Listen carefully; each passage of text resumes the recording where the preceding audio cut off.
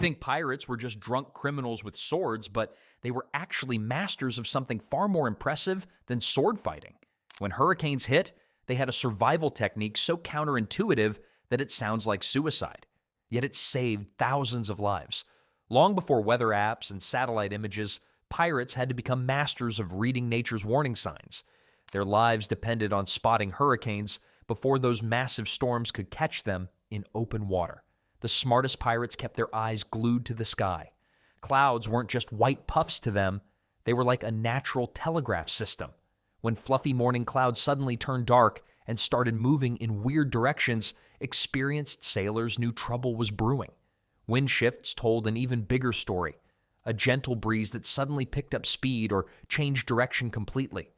That meant a hurricane might be spinning somewhere out there, still days away, but already throwing its influence across hundreds of miles of ocean. Then there's the air itself. Pirates learned to feel when the atmosphere got thick and sticky, almost like walking through invisible soup. The weird part is how accurate this method actually was. When tropical air suddenly felt warmer than usual, especially if it happened overnight, old salts would start getting nervous. Their skin became a weather instrument more reliable than anything we might imagine. But here's where things get interesting. Pirates also relied heavily on superstitions and folklore that actually contained real weather wisdom. Take the famous legend about lost ship's cats. Sailors believed that if a ship's cat went missing or acted strangely, bad weather would strike within days. Sounds crazy, right? Well, animals often sense barometric pressure changes before humans do. Those superstitious pirates might have been onto something scientific without even knowing it. Let's not forget that these crews had no weather maps, no radio reports, nothing. They memorized storm patterns of the entire Caribbean by watching, listening, and surviving season after season. A captain might remember that hurricanes usually hit a certain island in late August, or that storms rarely formed when the water looked a particular shade of blue. The most experienced pirates could smell a hurricane coming, literally. The ocean gives off different scents when massive storms approach. Saltier, sharper, with an almost metallic tang that cuts through the usual sea breeze. Old sailors passed down stories that weren't just entertainment around the campfire. These tales contained generations of weather knowledge wrapped up in memorable stories about ghost ships, cursed voyages, and supernatural warnings. Each story taught younger pirates what to watch for when nature started acting strange. Of course, reading the signs was only half the battle. Once pirates spotted these early warnings, they had to make quick decisions about timing their voyages, which brings us to how they planned around hurricane season entirely. Smart pirates didn't just brave hurricanes, they tried to dodge them completely. The Caribbean had a hurricane season, and veteran sailors knew it ran roughly from June through November. Most crews planned their biggest raids and long voyages outside these deadly months. Why sail into certain death when you could wait for calmer seas? But here's where things get interesting. Some pirates became obsessed with superstitions about timing. They'd refuse to set sail on certain days of the week, convinced it would bring disaster. Friday departures? Absolutely not. Starting a journey on the 13th?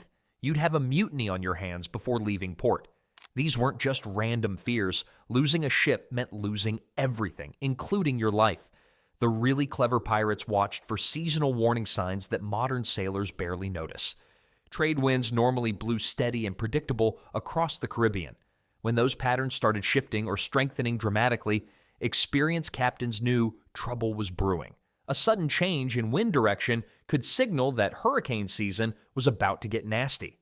Then there's this fascinating detail from historical records. Shipwreck data from the 1700s shows that some decades had surprisingly fewer hurricanes. Pirates during those lucky periods got bolder, sailing deeper into traditional storm season. Others paid the price for that overconfidence when the weather patterns shifted back. Local knowledge became pure gold for pirate crews. Before heading out on raids, smart captains would seek advice from native fishermen who'd lived in those waters their entire lives. These locals knew things no European sailor could learn from books. Subtle changes in watercolor, unusual bird behavior, or the way certain fish acted before major storms hit.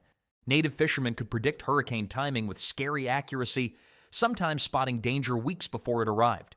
Pirates who ignored this wisdom often found themselves caught in storms they never saw coming. The ones who listened, they lived to plunder another day.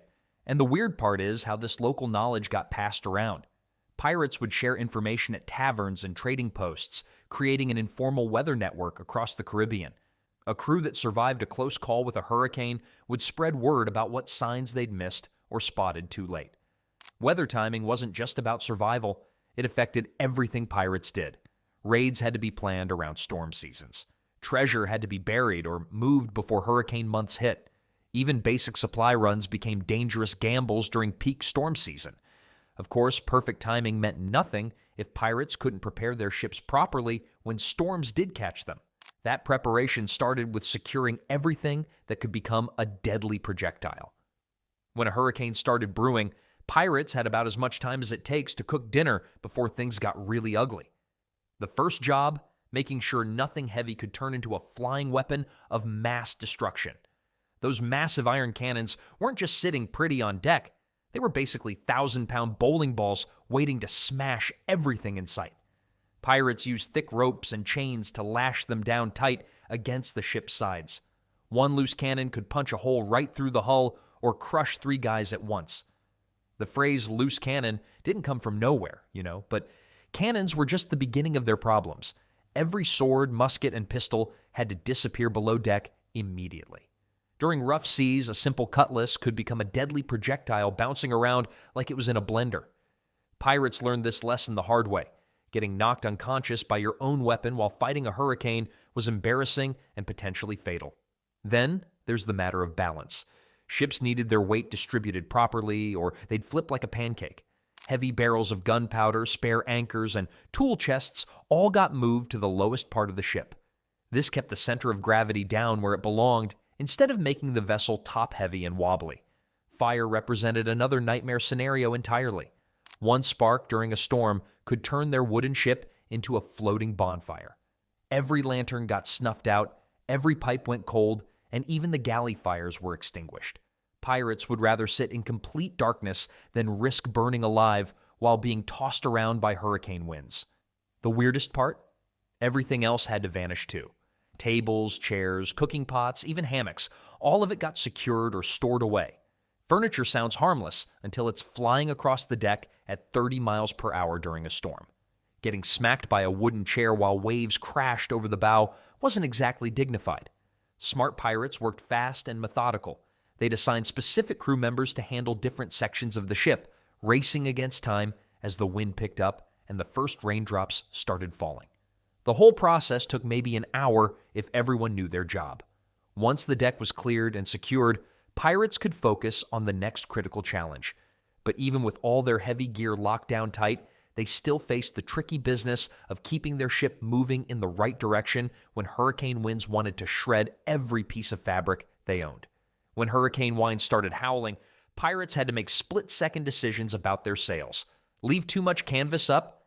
Your mast snaps like a twig. Take everything down? You lose all control and drift straight into rocks or enemy ships. The smart move was something called furling, basically rolling up the big sails super tight and tying them down with extra rope. Pirates would scramble up the rigging in driving rain, their boots slipping on wet wood, desperately trying to save their ship's most important equipment. Only the smallest sail stayed up, usually a tiny piece of canvas called a storm jib that helped steer the ship without catching too much wind. But here's where things got really dangerous. Those massive masts weren't just tall pieces of wood. They were held up by dozens of ropes called rigging. In a hurricane, these ropes could snap from the pressure, sending heavy wooden beams crashing down onto the deck. Pirates learned to add extra support lines, basically doubling up on everything that kept their ship standing upright. The weird part is how pirates had to crawl everywhere during storms. Standing up meant getting knocked overboard or smashed by a loose rope. They'd tie themselves to solid parts of the ship and inch across the deck on their bellies, fighting against winds that could literally pick up a grown man and toss him into the ocean. Many ships didn't survive this process. Records show that losing the mainmast was practically a death sentence.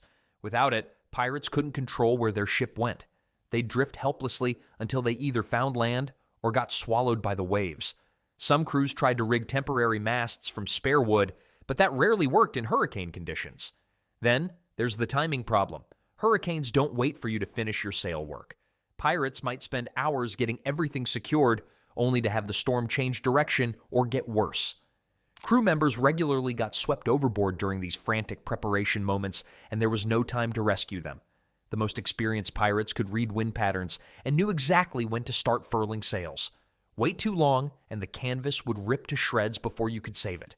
Start too early, and you might lose steering control when you still needed to navigate away from danger.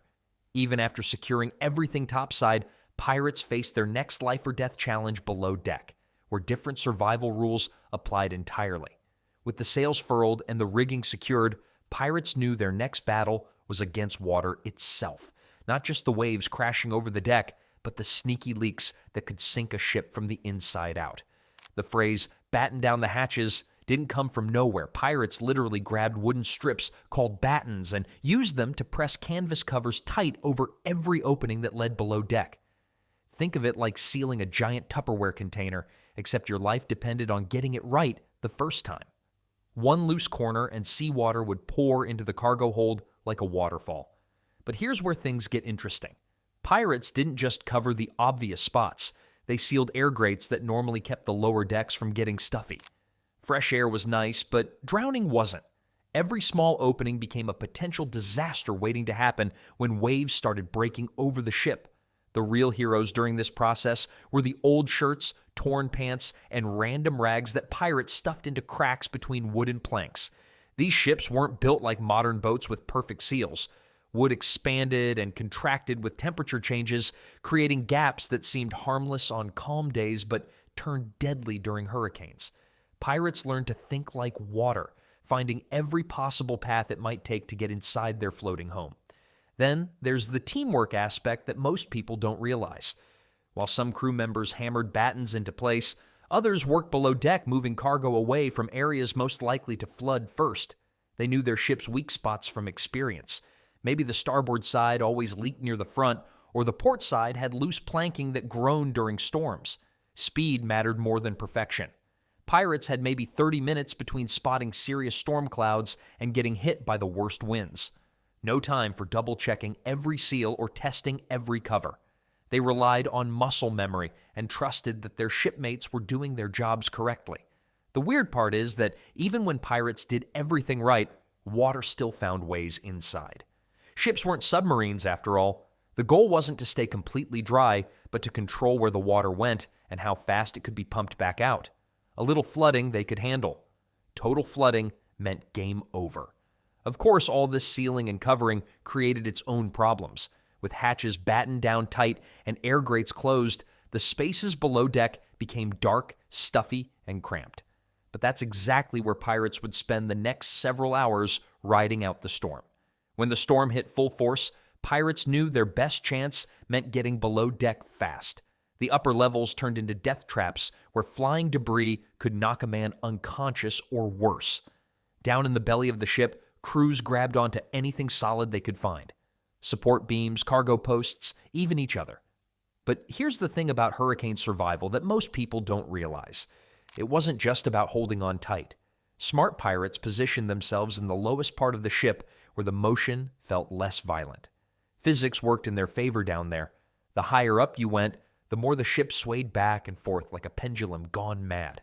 Food and water became precious cargo during these nightmare rides. Pirates had to ration everything because storms could trap them for days. No one knew when the winds would die down or if they'd even survive to see calm seas again. Some crews went through their entire supply of fresh water in just 2 days, leaving them desperate and fighting over drops. The darkness below deck created its own problems. Men couldn't see what was coming next, whether a loose barrel might crush their legs or if seawater was starting to flood their hideout. Yet pirates found ways to keep their minds busy during the worst moments. They sang old sea songs, told stories, or played dice games by feel alone, anything to stop the fear from taking over completely. Then there's the most incredible survival skill that sounds almost impossible today. Some pirates could hold their breath for several minutes if their section of the ship got flooded temporarily. They'd practice this technique during calmer times, knowing it might save their lives when a massive wave crashed through a broken hatch or cracked hull. The weird part is how quiet it got sometimes between the loudest crashes. Pirates described these eerie moments when the wind would pause and they could hear every creak of the wooden ship bending under pressure.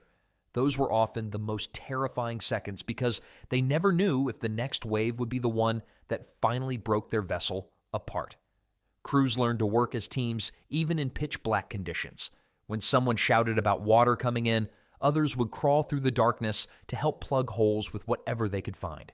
Teamwork meant survival, and pirates who fought each other during normal times became brothers when facing nature's fury. Of course, staying below deck only worked if you could find proper shelter near land. When your ship's getting hammered by hurricane-force winds, the smartest pirates knew one golden rule: find something big to hide behind. Islands weren't just treasure spots. They were literal lifesavers during storms. Picture a massive hurricane bearing down on your wooden ship. You've got maybe an hour before those waves turn deadly. Smart captains would race toward the nearest island and tuck their vessel into the lee side where the land blocks the worst winds. It's like crouching behind a giant wall while someone throws rocks at you. But here's where things get tricky. Shallow bays and hidden coves offered protection, sure, but they also meant getting dangerously close to jagged rocks and coral reefs. Pirates had to choose: risk getting smashed by waves in open water or risk running aground near shore. Most chose the rocks. At least then they had a fighting chance. Then there's the anchoring game. Drop your anchor in shallow water and you might actually hold position instead of getting dragged out to sea. The catch? Your anchor chain better be strong enough to handle a ship jerking around like a wild horse. Many pirates lost their anchors completely, snapping chains under the massive strain. Let's not forget what happened when storms lasted for days. Food runs out fast when you're burning energy just staying alive. Pirates became instant hunters, catching whatever they could find. Fish, sea turtles, even wild pigs on uninhabited islands. Everything became fair game. Some crews got so desperate they ate leather boots and rope. The weirdest part? Sometimes getting shipwrecked was actually the better option. When a ship ran aground on a beach, crew members could abandon the vessel and wait out the storm on land. Yeah, you lost your ship, but you kept your life. Pirates would build temporary shelters from palm fronds and salvaged wood, basically camping until the weather cleared. And the aftermath? Well, that's where pirate resourcefulness really shined. Some crews spent weeks repairing their battered ships using whatever they could find: spare wood, canvas, even parts from other wrecked vessels. Others just said, "Forget this," and went hunting for a replacement ship to steal. But the most successful pirates learned something crucial from these island hideouts. Local knowledge beats everything. Native fishermen and island settlers knew exactly which spots offered real protection and which were death traps disguised as safe harbors. Of course, surviving the storm was only half the battle. The real test came afterward when pirates had to count their losses and figure out who was still breathing. Death came for pirates in hurricanes more than any sword fight ever did. The numbers tell a brutal story that Hollywood never shows you. While we picture pirates dying in epic battles with treasure chests nearby, the reality was far grimmer. Most crews simply vanished beneath 20-foot waves, leaving nothing but scattered wood and silence. One legendary wreck near Jamaica tells the whole story. 60 pirates sailed into what looked like manageable weather. 2 crawled onto shore 3 days later. That's it. 58 men gone, just like that. No dramatic final words or heroic last stands, just the ocean swallowing everything whole. But here's the weird part about pirates and storms. The survivors didn't quit. They learned. Every hurricane that didn't kill them became a teacher, and they passed those lessons down like family recipes. Pirates who lived through multiple storms became walking encyclopedias of survival knowledge. They could smell trouble in the air, feel danger in the wind, and spot safe harbors that others missed completely. These weathered sailors turned their disasters into legends. They'd gather in taverns, rum flowing, sharing stories of the time they lashed themselves to the mast for 18 hours straight, or how they survived on rainwater and ship rats for 2 weeks. Each tale wasn't just bragging, it was education disguised as entertainment. The smart pirates spread their knowledge like wildfire. They'd warn other crews about which islands offered real shelter versus deadly traps. They shared tricks for reading cloud formations that meant the difference between life and death. Some even drew rough maps marking the safest anchor points around various islands. Kids today have Coast Guard helicopters weather satellites, and emergency radio beacons. Pirates had each other and whatever wisdom they could gather from their mistakes. Every storm survivor became a walking manual for staying alive in the next one. Then there's the matter of replacement crews.